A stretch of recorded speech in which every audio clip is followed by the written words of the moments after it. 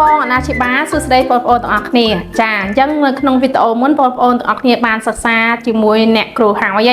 យើងអ្នកគ្រូនឹងចូលចំណុចមួយទៀតសូមកូនទាំងអស់គ្នាមើលមកលើក្តារខៀន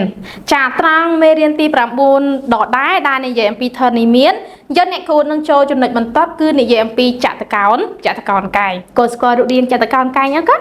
ចាល្អកូនយើងកូនខ្លះស្គាល់រូបរាងចតកោណកាយហើយទីឯកូនខ្លះទៀតមិនទាន់ស្គាល់ត្រូវអត់កូនចាអញ្ចឹងសូមកូនមើលរូបភាពទាំងអស់គ្នានេះកូនកលេចមើលខាងរូបភាពដែរអ្នកគ្រូចឹងអស់នេះកូនឃើញអត់កូនថាតើរូបភាពមួយហ្នឹងជារូបអ្វីចាគឺជារូបចតកោណកាយយើងកូនទាំងអស់គ្នាបានដឹងហើយចតកោណកាយគឺមានជ្រុង4នេះពីចំណុចនេះមកដល់ចំណុចនេះជ្រុង1ជ្រុង2ជ្រុង3ជ្រុង4យ៉ាងចតកោណកាយគឺមានជ្រុង4ប៉ុន្តែជ្រុងទាំង4របស់វាអត់ស្មើគ្នាទេគឺវាមានជ្រុង2ស្មើគ្នានេះជ្រុងខាងលើស្មើជ្រុងខាងក្រោមជ្រុងខាងស្ដាំស្មើជ្រុងខាងឆ្វេងចាដែលហៅថាអានេះគេហៅថាបណ្ដោយនេះគេហៅថាតើ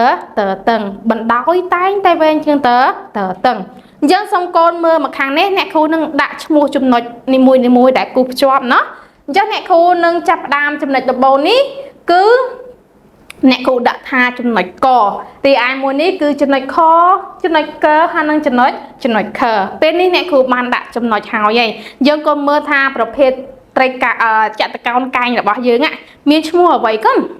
ចាល្អកូនគឺចតកោណកាយយើងនេះគឺមានឈ្មោះថាចតកោណកាយ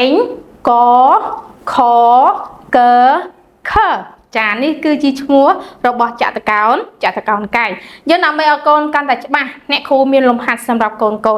លំហាត់ទី1នេះគឺឲ្យកូនគូសភ្ជាប់ចំណុចតាមគំរូខាង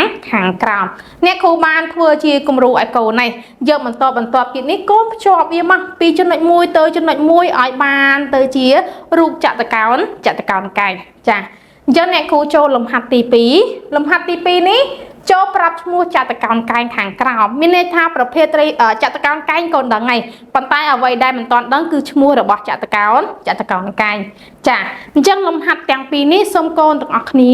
ចូលរួមវឹកហាត់ធ្វើទាំងអស់គ្នា